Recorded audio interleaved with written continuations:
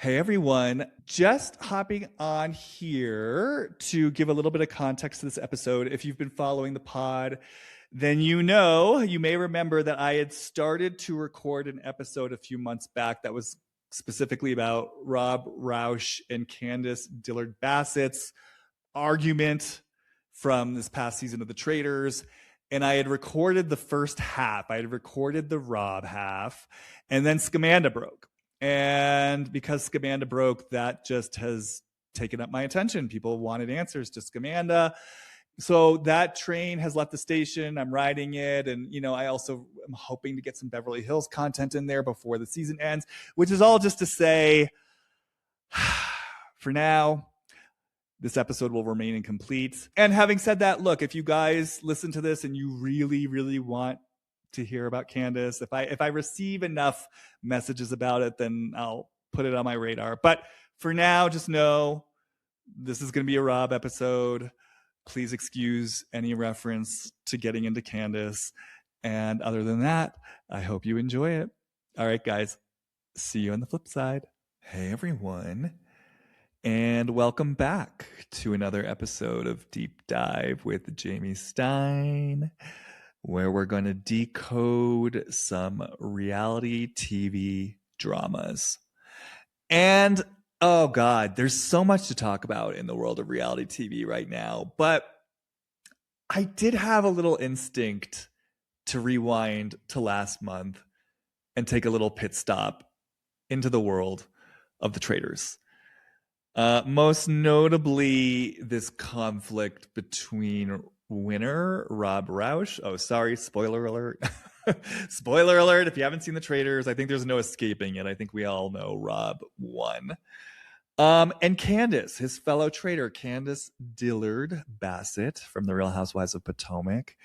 I actually wasn't going to talk much about this, but I had a listener/client DM me wanting to hear more specifically about Rob. And the more I thought about it, the more I did realize there is something kind of titillating, intriguing about their conflict. There was definite heat between them at the reunion and in the aftermath on social media. And I did just kind of think, you know what, maybe it'd be fun to dive in a little bit into those waters and just see, what's underneath the Rob Candace drama? What themes might be extracted? What might we be watching on a deeper level? So this will be kind of like a quick and dirty episode. I'm just going to kind of drop into Rob first towards Candace at the reunion and then vice versa and just kind of see what I see. As always, guys, playful exploration. And as always, we're just identifying one or two threads. Never the complete picture because multiple things are always true at once. This is just what's most immediately available to me in the moment based on what I am watching on the TV. All right. Having said that, let's all gather around the campfire and drop into Rob Rausch towards Candace Dillard Bassett at the reunion of this last season of The Traitors. It's funny. It's like, whatever. That's kind of like what I'm hearing as like Rob's internal monologue. It's like, whatever, Candace, like, whatever. That's kind of the tone of it. Like, whatever, like that. You can't see me at home unless you're watching this on YouTube, but like my hand is up in like a full talk to the hand, Candace, like, whatever. Big W. Like, I almost like see this aspect of Rob, like making the W sign with his fingers, like, whatever, Candace, talk to the hand. And then I'm just like hearing out of sight, out of mind. I notice as Rob, like, I don't even want to take you in, Candace. It's like I'm looking off to the side. I'm not looking at you. It is like a big old fat whatever, Candace. Which is interesting. It's like an eye roll. Okay. Actually, there's several things happening at once. I want to say, actually, so yes, I hear this whatever in Rob, which is interesting because he doesn't consciously lead with that. And I have something to say about that in a moment. But what I'm also noticing very strongly as I articulate this whatever, I also feel tremendous sadness. Like I feel really sad as Rob. So there's emotion here and there's feeling here. Oh, and then when I said, oof, then when I said there's emotion here and there's feeling here, ooh, I suddenly felt a flash of rage so deep in my thighs. And I'm actually feeling it in my glutes too, like pelvis, like rage here. So kind of almost what I would call like a more uh, superficial layer of a dismissive attitude, of like a whatever, and then some very deep, tender grief, and then like a flash of hot, fiery rage.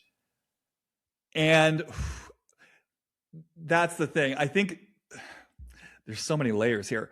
The whatever to me is like the overlay on top of the grief and the rage. Like Rob, it feels to me like, like it's kind of like, you're not getting to me, Candace. You're not poking me. You're not provoking me. Like I'm not gonna let you win. Meaning, I'm not gonna let you see that this gets any kind of rise out of me. I'm not gonna let you see that I have any feelings about this. It's a big fat W. It's a big fat what fucking ever. Oof, even just saying that, I can feel the heat in it. Whatever, Candace. Whatever. Talk to the hand. Yeah, like initially it felt playful, but the more I explore this, it starts to become a little bit more serious. And so, what I want to say about this, what's so interesting to me about all this, is that you never know any of this from Rob's affect, right? On the show, it's like he's got this way of, he's got a great poker face, right? I mean, that's what made him a great traitor. He's so cool, calm, poised, and collected. And it's almost like the way, it's like, oh, you know what? This is such a weird comparison, but this almost reminds me of like, do you remember on Summer House when Lindsay Hubbard and Danielle had their huge conflict because Danielle was acting out of pocket regarding Lindsay's engagement? And Danielle was out of pocket, and then they had this confrontation in the kitchen. And I don't remember the details, but I think Danielle was finally dropping her guard. She was being more vulnerable. And Lindsay was just like a steel trap. Like none of it was permeating Lindsay. And people really had a reaction to that. They were like, Lindsay is so cold. She's so cold. And I remember feeling like, no, she's not. Like, this is not about Lindsay being cold. She's actually hurt and she's shutting down. And this is how she protects herself. Like, I felt that so clearly for her. And then Lindsay expressed that at the reunion. It's a similar feeling for me with Rob, where I feel like his poker face, his ability to remain calm under pressure, it's a similar thing of like, this is how I protect myself.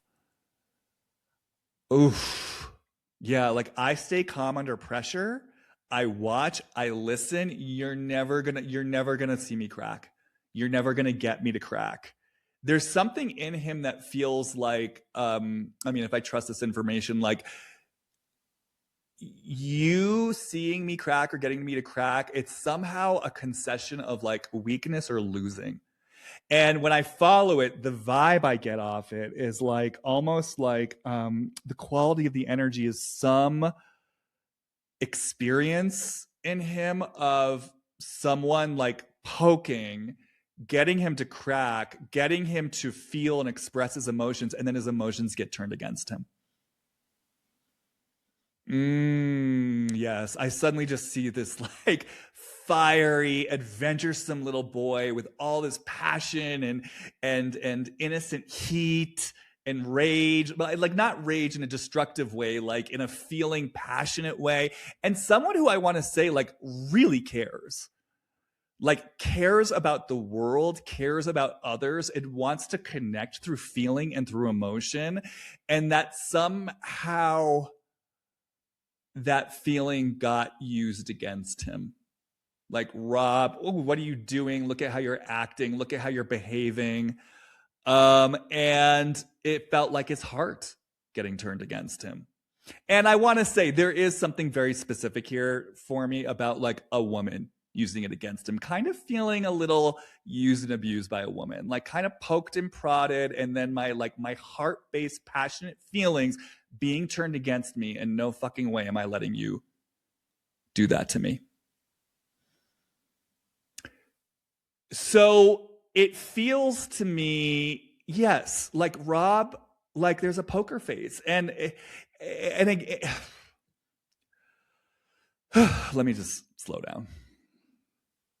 Yeah, it's sort of like, I mean, this is, again, it's what made him a great traitor. Like, there's this sort of stony gaze he has, this unflappability, where he remains so calm in the face of like conflict or high stress situations or people coming at him. Again, it's part of his strength, right? Like, you can't quite get to him, and there's a way in which it's very attractive because it's mysterious. He's cool, he's calm, he's composed, he's rational. And underneath that, what I sense is, and again, we saw this on the show, he's very perceptive, very intuitive, very sensitive. Again, these are qualities he used to his advantage. It's what made him such a great game player. But I have a feeling part of the reason why he's such a great traitor is because this is also the game he plays in life. The game he played in Traitors, I think, is the game he plays in life, where Rob is someone who's going to watch, he's going to listen, he's going to remain composed. And like I said, there is love in that heart. Like, he loves people, I feel deep down. He wants to connect with people. But he's also very guarded. It's like, it's almost like that the depth of his heart and his love is proportionate to the depth or the ferocity with which he's going to protect it. And the word that I just keep hearing is like, oh, I am so disappointed. Oh, that fucking lands with me when I say it. I am so deeply disappointed.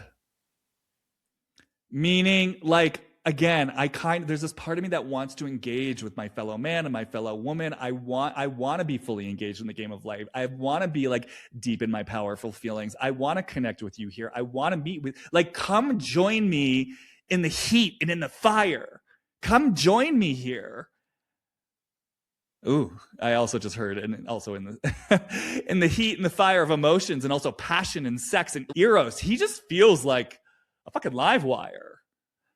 And it's like, come join me here, and in the place where people are like threatened by this, or oof. I just heard ding, ding, ding, ding, ding. This is part of what's going on with Candace towards him. Or people who unconsciously, or maybe even consciously, but unconsciously feel threatened by his heat and his fire because they're scared of where it might take them. And then they make him wrong for it. Rob, you bad boy. Rob, you naughty boy. Rob, what are you doing? Which is, again, kind of what Candace did. Again, we're going to come back to like really taking in what Candace was bringing to him, but that's kind of what Candace did. It's like, Rob, you're bad for playing the game. You know, Rob, you're bad for the choices you made. You know, Rob, you cheated. Rob, you this. Rob, you that. You know, and then it's just, I just feel like it's like, it hurts him so deeply. And also, it's been so disappointing to him to feel let down by humanity. He feels so unmet in this deep, loving place where he sees things, hears things, and wants to engage with people in the heat and fire of passion, emotions, and feelings. And what it feels to me like is like, I feel the possible imprint of feeling sort of fucked with, poked, prodded, and made wrong by women, but then also being let down by the men. I just, like, when it comes to the men, it's like, where were you? So, I mean, again, look, this is all playful exploration. I don't know, Rob, if we just made this, like, if we just went the easiest, most textbook route and made this about his parents or whomever, you know, like a woman in his life who maybe pokes and prods, ignites his feelings and emotions, and then makes him wrong for it and turns it against him, makes him the bad guy. And then there's like a man in his life who's just sort of passively watching it happen, doesn't step in on his behalf, doesn't intervene on his behalf, doesn't protect him. And so it feels sort of like the like invasive, manipulative woman, and then the passive, mail. And I'm just sort of sitting here with all of this, and I've just been made like, yeah, I get sold out by the mail. Oh, Rob, just be good. Do what needs to be done to make her happy. Don't be upset about this, Rob. Again, I just feel this like this really, like I said, fiery, loving, passionate, adventuresome Tom Sawyer little boy with his little toy sword, leaping through the river, wanting to be in the adventure of life and just feeling so fucking let down. And part of the reason he's let down is because he loves these people. He loves them, and they have so let him down. And so it's like, I'm just retreating back into my castle. I'm retreating back into my castle behind my moat.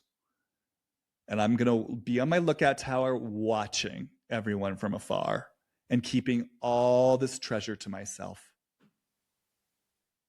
And it's interesting. I mean, I'm very aware of like the castle motif and the storybook feeling.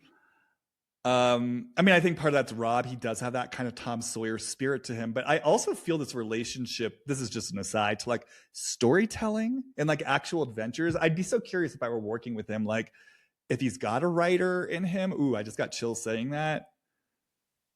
Does he like to write stories, tell stories? Like, is he a storyteller? Children's stories, adventures? Oh, I don't know. That just made me so happy. I think Rob. Tom Sawyer. Rob might have a little like writer in him, like a little adventurer, storyteller. So yeah. So coming back to Candace, it's like, it really is this voice that's like, all I did was play the game, and now you're making me wrong for it. And it fucking hurts. Fuck you. Fuck you for fuck you for making me wrong. Fuck you for making me bad. Fuck you for not seeing my goodness. Fuck you for calling me a cheater. And I am never going to let you see this. And I want to say, like, that part of him that's saying whatever, which again, even the whatever, he's not saying out loud at the reunion. It's not like he's like, whatever, Candace. It's like he just sort of sits there, kind of with like a sly smile on his face. And that's what the whatever actually feels cutting. Like I said, it's his weapon. And now I just saw him as like a knight with, what does a knight like have? Like with it jousts with something. I don't know what that's called. But again, I'm getting this fairy tale imagery. But yeah, it's cutting. It's like, I'm going to silently cut you. You're never going to know how deeply this impacts me. It's my deepest fucking weapon. Yeah. And so if I just kind of let myself take Candace in a little bit more. Yeah, it's just like, as Rob, I'm taking in her heat. I'm taking in her anger. I'm clocking it for what it is. And I don't want to see it. Both because I don't want you to see that it gets to me, but also because I do love people and care about people. Again, there's a part of me that would hold space for you here, Candace. There's a part of me that would meet you here and be in the fire of like conflict and conflict and resolution and messiness. Like, I would hold space for you here, Candace. I really would, but you're not going to hold space for me. And I'm not setting myself up for that. So I'm shutting down both my feelings as a way to protect myself and as a power play. And I'm also shutting down my love for you because my love for you feels dangerous. I don't trust you with it.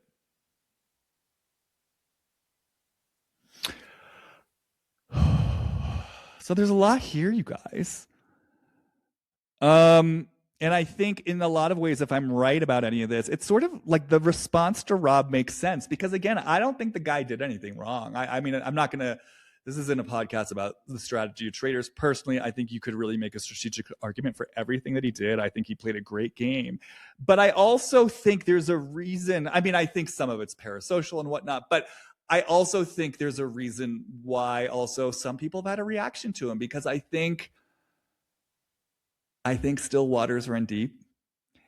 And I think his cool, calm composure does mask a lot of fiery emotion and inner conflict. And even though I do think he played a clean game in Traitors, I think a lot of the engine that made him a great traitor is run by a lot of these kind of, unconscious inner conflicts, impulses, and emotions. And people may have been picking up on that.